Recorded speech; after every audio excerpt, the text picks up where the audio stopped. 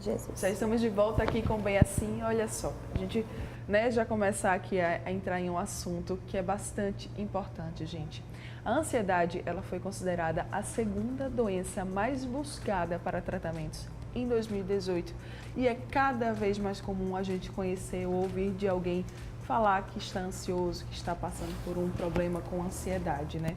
E a gente sabe que isso realmente é um problema que é muito difícil, ainda mais nós que estamos vivendo nessa vida tão louca, tão cheia de cobranças, tão cheia de responsabilidades que a gente vê, né? Cada vez mais cedo. Então, para falar sobre esse assunto, eu recebo aqui essa pessoa que é maravilhosa, eu não tenho eu nem engano mais.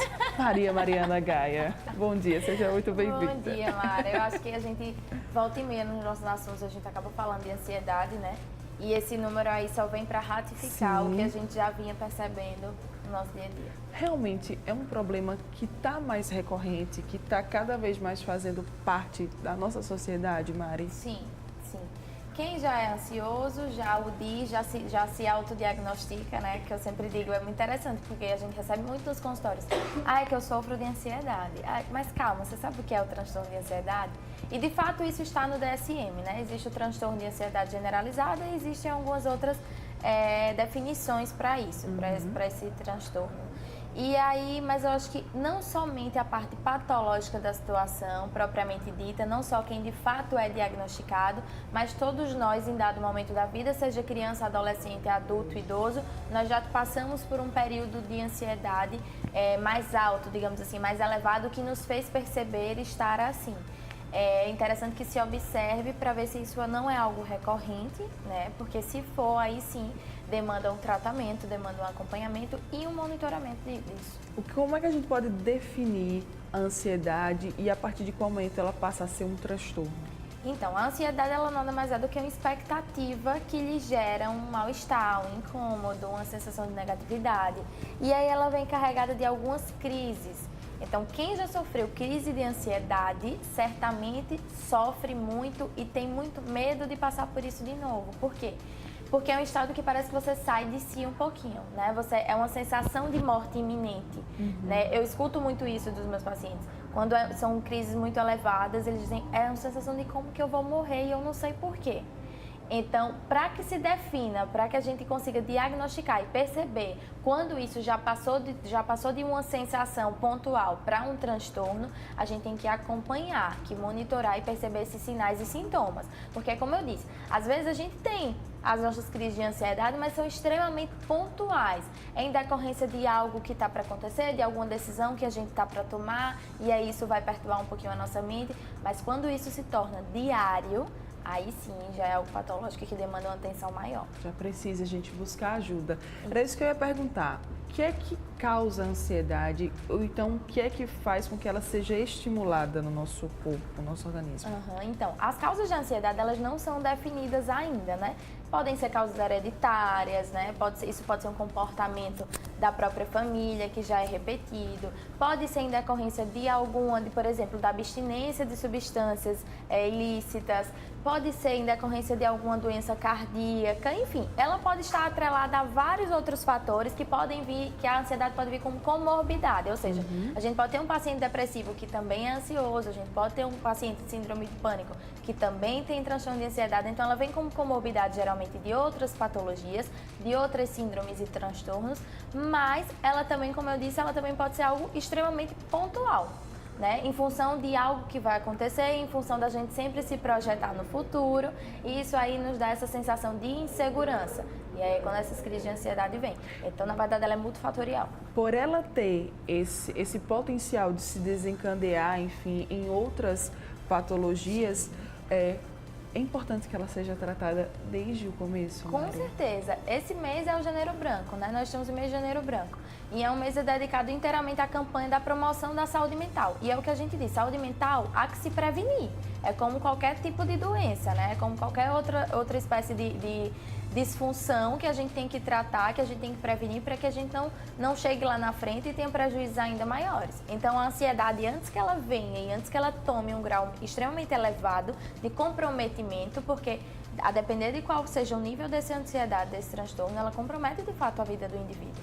né? Então, há que se prevenir, há que se cuidar da sua saúde mental, há que se perceber nesse ritmo tão frenético, como você falou no início, né? Às vezes a gente está num ritmo muito frenético e não se percebe, não vive o que está vivendo, parece que a gente está passando um filme automático. assim, exatamente, um filme em câmera rápida, e aí você fica meio que perdido e não sabe o que fazer. Isso dá a sensação de falta de controle, e para nós que gostamos de ter o controle das coisas naturalmente, né? Temos pessoas cada vez mais donas de si, querendo ser donas do mundo.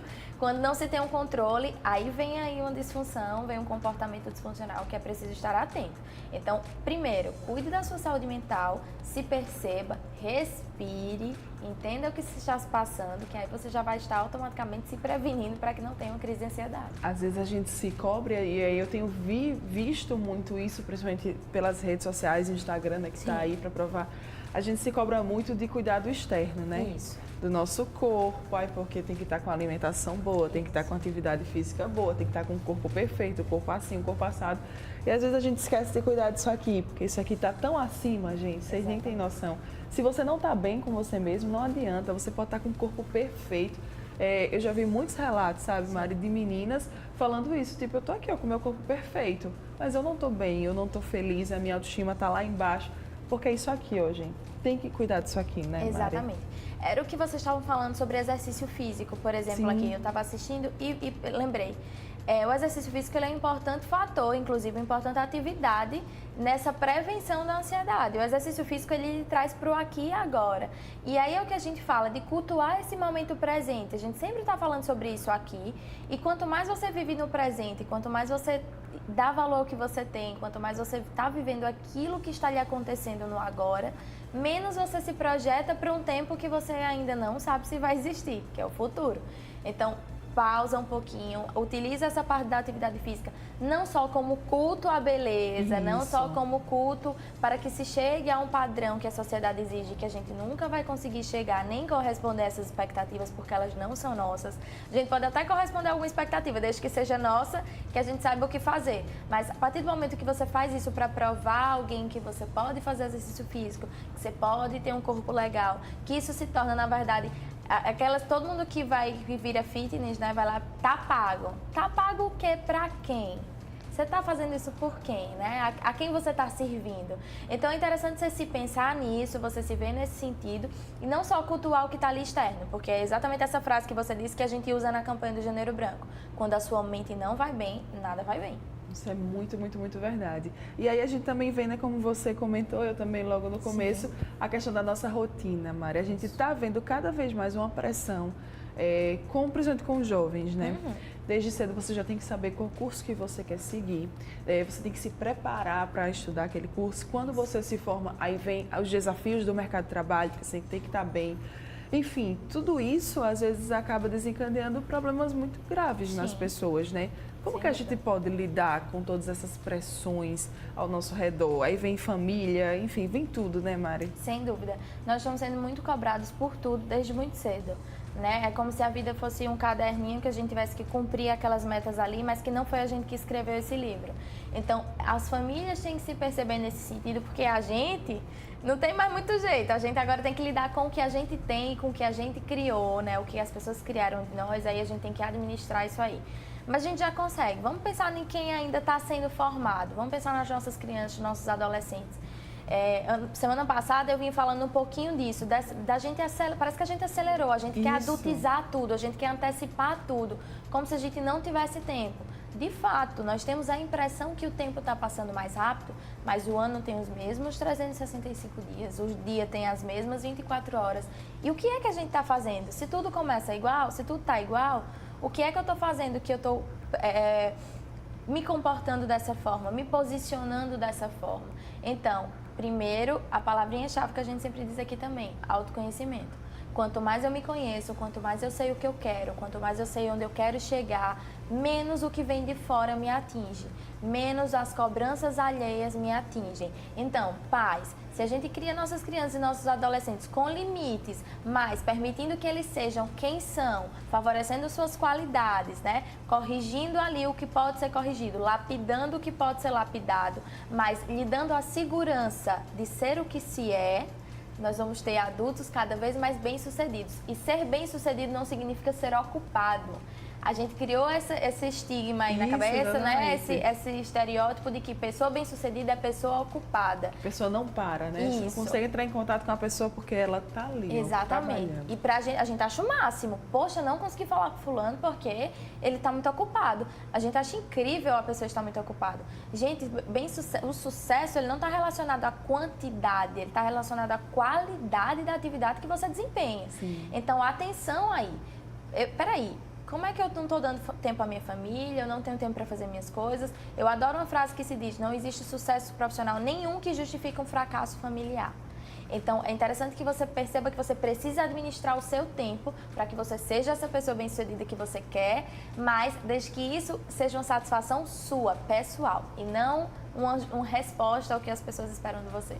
Tá vendo, gente? Quando você para e se organiza, você vai encontrar tudo, ver tudo com mais clareza, né, Mari? É assim, parece uma fórmula mágica, mas na verdade, não. Você vai começar a se organizar de pouquinho em pouquinho e as coisas vão tomando seus devidos lugares e o melhor vai acontecer. Isso mesmo.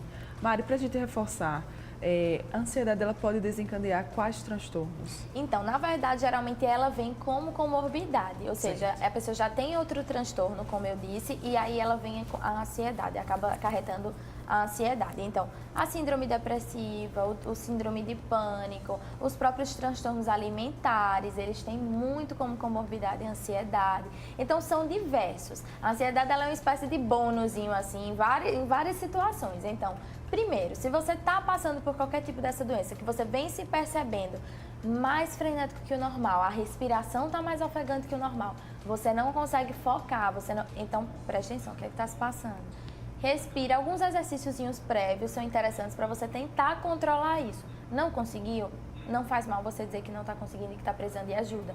Porque crise de ansiedade, para quem já teve ou para quem já presenciou, sabe o quanto isso é maléfico e o quanto isso pode acabar lhe trazendo outras consequências no dia a dia. Então, respira um pouquinho, organiza os seus pensamentos, se organiza mesmo, aquela dica que eu dou é essencial.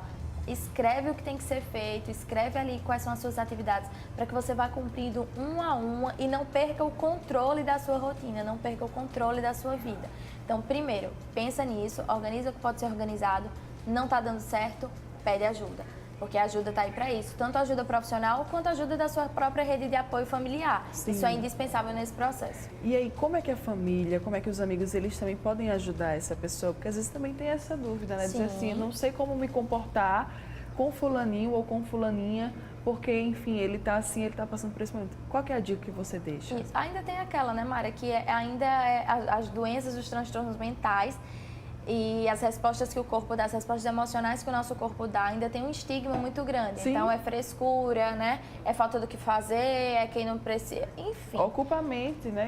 Isso, exatamente. É falta de Deus, enfim. Então, primeiro, deixa tudo isso de lado, todo esse preconceito de lado. Entende que ali tem uma pessoa que está precisando de ajuda. Então, aí, como eu disse no início, a ansiedade ela pode ser incapacitante. Percebeu que essa pessoa está evitando frequentar determinados lugares, está evitando desempenhar determinadas atividades, isso é um alerta, né? Se ela sempre gostou de fazer, se ela sempre gostou de sair, mais um alerta. Então, preste atenção nisso e intervém assim que conseguir, assim que puder. Estabelece aí um contato, né? Sem preconceito, sem reservas, sem que a sua ajuda pareça mais um carão do que propriamente estender a mão. Então, preste atenção na forma como você vai conduzir essa situação para não afastar ainda mais aquele indivíduo. Trazer ele para você para que você possa intervir e ajudá-lo como ele deseja. Porque ninguém quer passar por isso. Ninguém. Ele gente. pode até ser resistente no início, enfim, mas ele não gosta de passar por isso. Então, precisa de ajuda sim.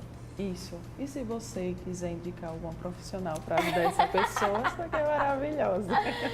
Pois Mari, é. contatos e redes sociais, pessoal de casa. Então, é o @psicomarianagaia, o Instagram, né? A página do Facebook é psicóloga Mariana Gaia.